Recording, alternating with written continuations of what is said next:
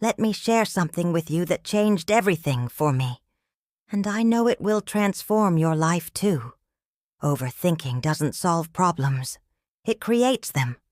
It's like sitting in a beautiful rocking chair on your porch, giving you the illusion of movement while keeping you exactly where you started. But here's what Louise Hay taught us. Every thought we think is creating our future. And when we choose thoughts of peace over chaos, we choose healing over harm. You're not alone in this struggle. Statistics show that women are twice as likely as men to experience anxiety-related overthinking. And if you're watching this, you're part of a community of millions who understand this daily battle. And more importantly, you're not powerless. The mind that created the problem of overthinking is the same mind that holds the solution. Today, I'm going to share with you 5 life-changing ways to stop overthinking and embrace the calm, centered woman you were born to be. But before we dive in, I want you to understand something crucial. Overthinking isn't a character flaw or a sign of weakness. It's often a sign of a deeply caring, intelligent woman who wants to do right by everyone around her. The problem isn't that you think. It's that your beautiful mind has been hijacked by fear. These aren't just tips.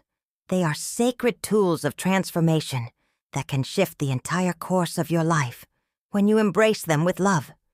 Each one builds upon the other, creating a foundation of inner peace that becomes unshakable with practice. Understanding the overthinking trap. Why your mind gets stuck. Before we explore the solutions, let's understand what's really happening when you overthink. Your brain has an ancient survival mechanism called the default mode network. When this network is overactive, it creates what neuroscientists call rumination, the endless loop of repetitive thoughts that feel so familiar.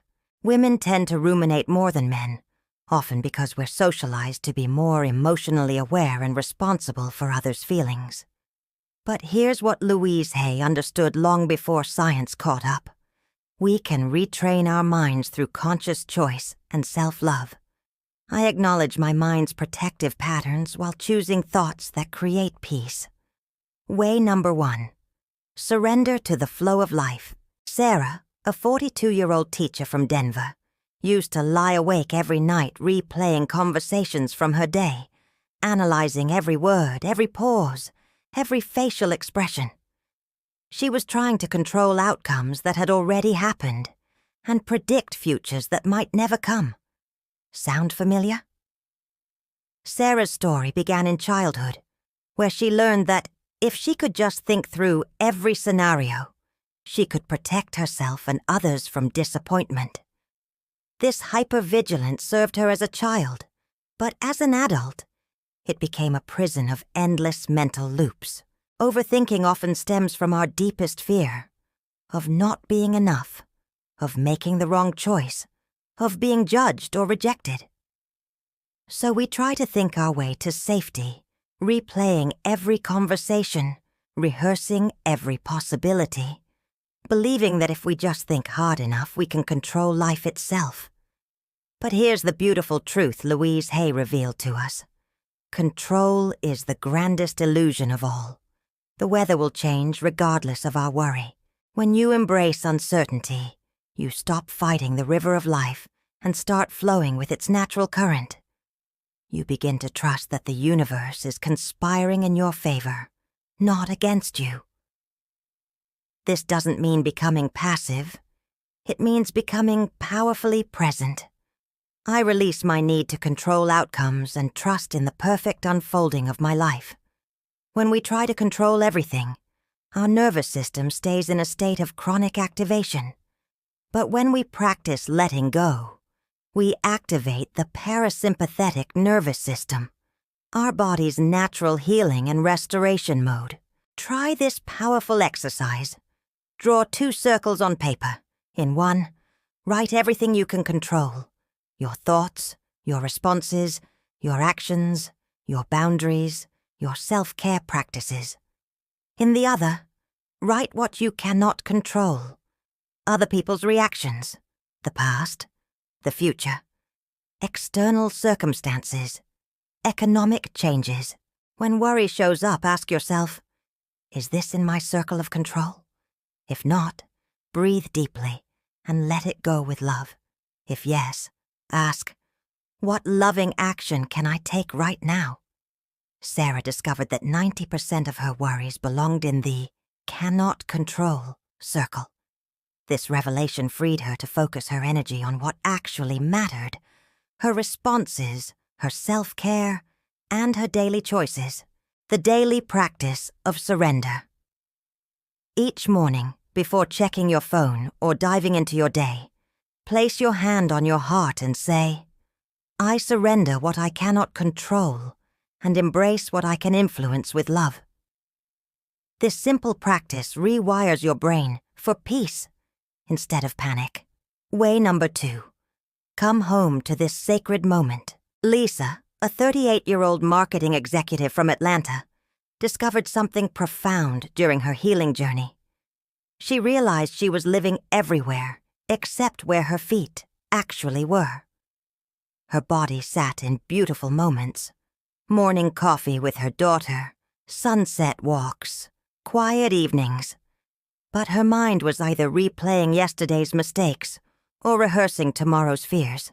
Lisa's awakening came during a particularly stressful period at work. She was sitting in her daughter's school play, physically present but mentally rehearsing a presentation for the next day. When her daughter later asked, "Mommy, did you see me sing?" Lisa realized she had missed the entire performance while being trapped in future-focused thinking. Overthinking pulls you into the future's what-ifs or the past's regrets. But peace lives only in the present moment.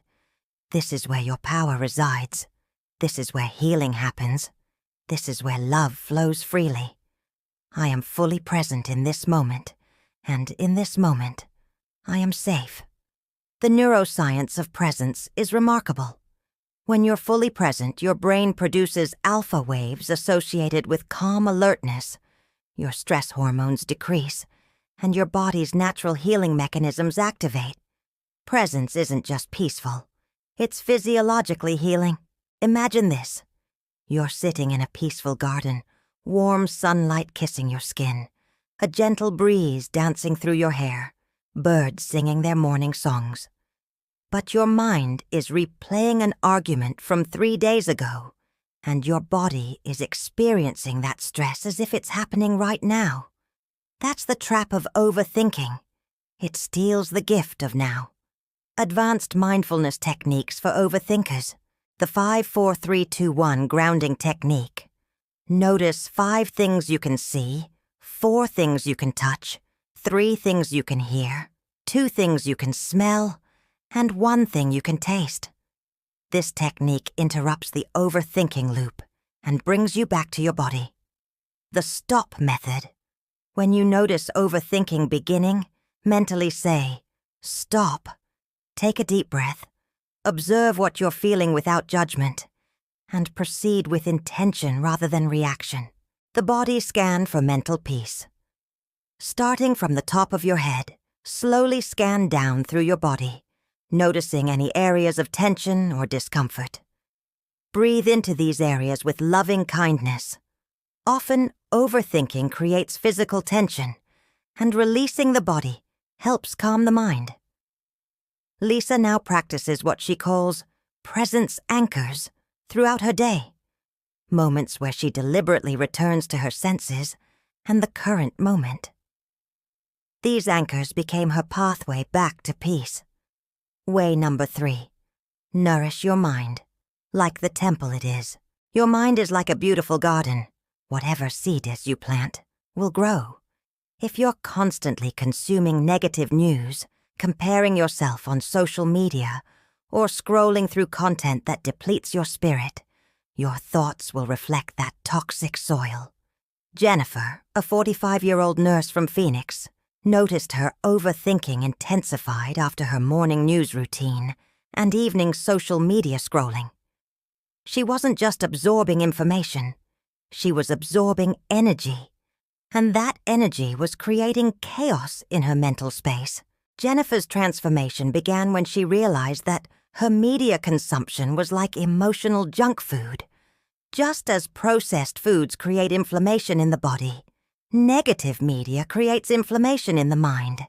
She wasn't staying informed. She was staying inflamed. This isn't about ignorance or denial. This is about conscious choice. You wouldn't feed your body junk food all day and expect to feel vibrant and healthy.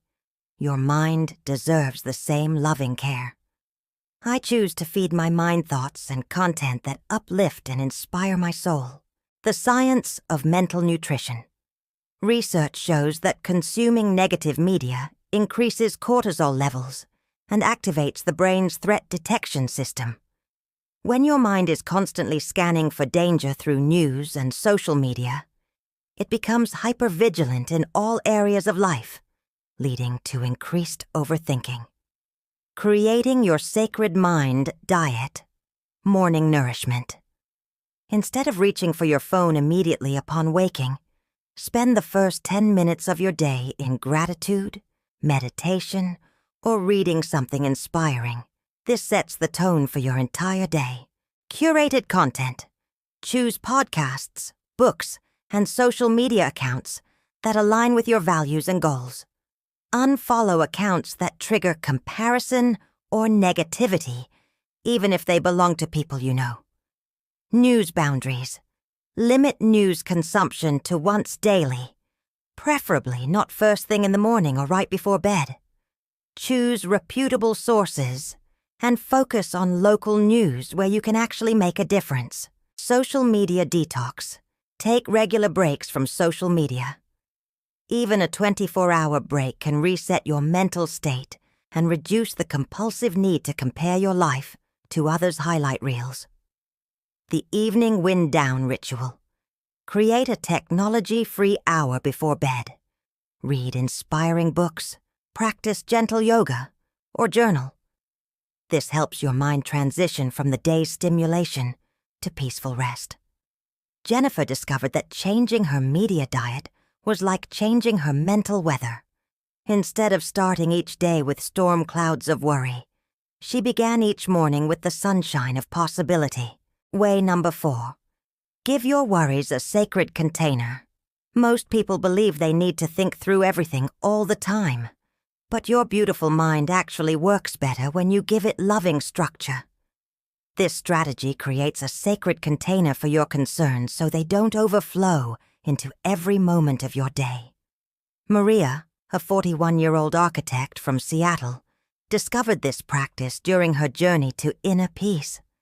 Instead of letting worries run wild through her consciousness all day, she created a specific time and space for them. Maria's breakthrough came when she realized that her mind was like a computer with too many programs running simultaneously.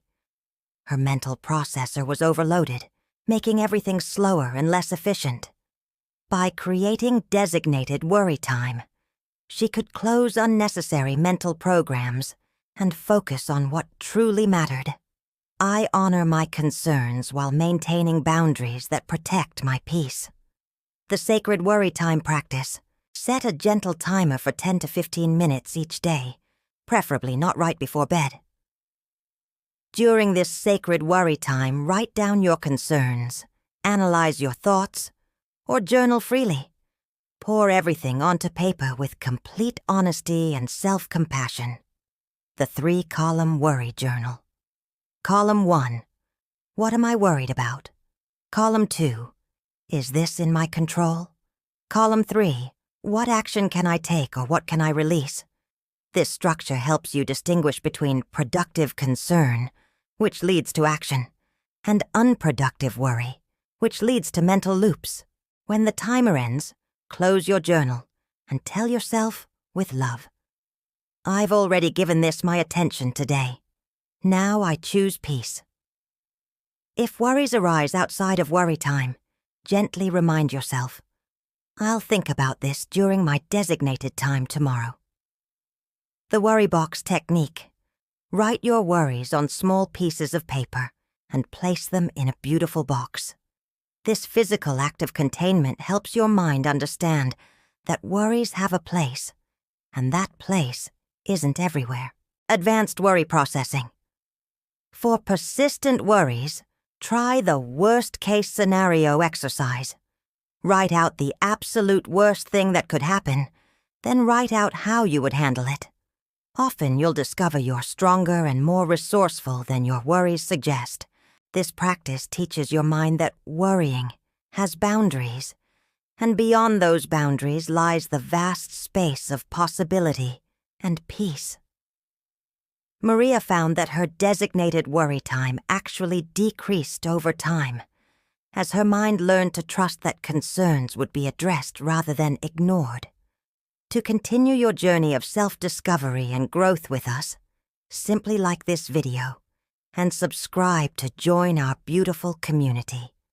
Way number 5, step into your power through sacred action. Here's a beautiful secret. Action silences the loudest thoughts. Overthinking often paralyzes us in a web of analysis, keeping us thinking so much that we never actually move forward. And that inaction creates more doubt, which feeds more thinking, creating an endless cycle. Rachel, a 39-year-old entrepreneur from Miami, broke free from this cycle when she realized she didn't need to feel completely ready to take the next step. She just needed to trust herself enough to move. Rachel's story is particularly powerful because she had spent 3 years planning to start her own business, researching every possible scenario, analyzing market conditions, and preparing for every contingency. But all that preparation had become procrastination in disguise. She was thinking herself out of her dreams. I trust myself to take the next right step, even when I cannot see the whole staircase. The neuroscience of action. When you take action, even small steps, your brain releases dopamine, the neurotransmitter associated with motivation and reward. This creates a positive feedback loop where action leads to good feelings, which motivate more action. Conversely, overthinking without action depletes dopamine, leading to feelings of helplessness and depression. The sacred action framework. The 2-minute rule. If something takes less than 2 minutes, do it now, with love and intention. This prevents small tasks from becoming big worries. The next right step. Instead of trying to see the entire path, focus only on the next logical step. Ask yourself, what's the smallest action I can take right now that moves me forward? The imperfect action principle. Take action before you feel ready. Perfectionism is often overthinking in disguise. Done is better than perfect, and progress is better than paralysis. Building momentum. Through micro-actions, make your bed each morning, creates immediate accomplishment. Send that text you've been putting off. Clean one small area of your home. Take a 5-minute walk.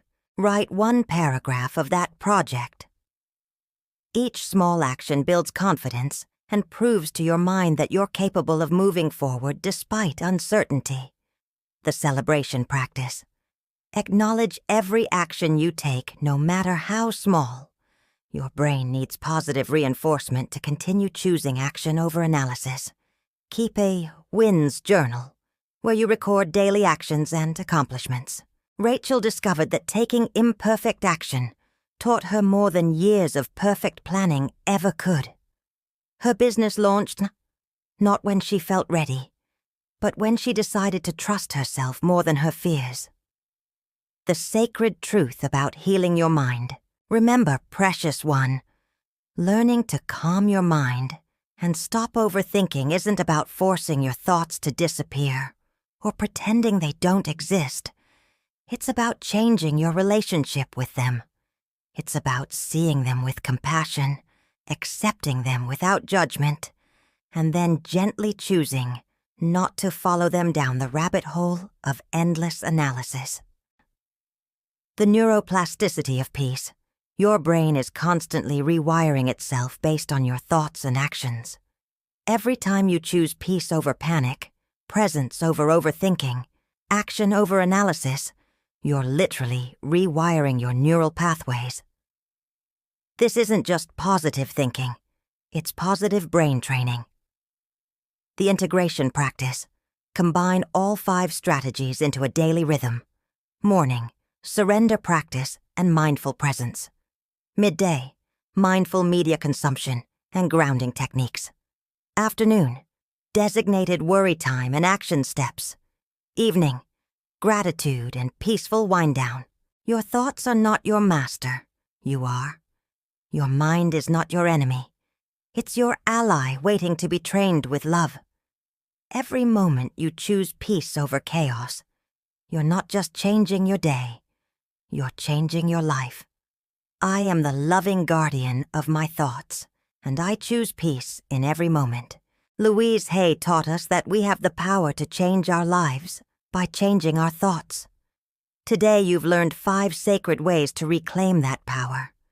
You've discovered that you can surrender control while maintaining your strength. Be present while honoring your journey. Nourish your mind while staying connected to the world. Contain your worries while processing your emotions. And take action while trusting the process. The ripple effect of your healing. When you heal your relationship with your thoughts, you don't just change your own life, you change the lives of everyone around you. Your children learn emotional regulation by watching you. Your friends feel safer sharing their struggles. Your colleagues experience your calm presence in stressful situations. Your healing becomes a gift to the world.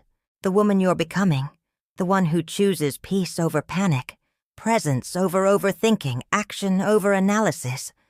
She's not someone you need to become. She's who you already are, waiting to be remembered and embraced. I am a woman of peace, power, and infinite possibility. My mind is my sanctuary, and I am its loving keeper. Your journey to inner peace starts now, not when you feel ready, not when circumstances are perfect, but right now, in this sacred moment. Trust yourself, beautiful soul.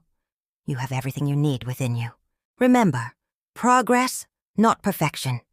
Some days you'll master these practices, and some days you'll struggle. Both are part of the journey. Be gentle with yourself as you learn to be gentle with your thoughts. Say yes to peace. Say yes to presence. Say no to overthinking. And say yes to the magnificent, calm-centered woman you were born to be. I choose peace, and peace chooses me.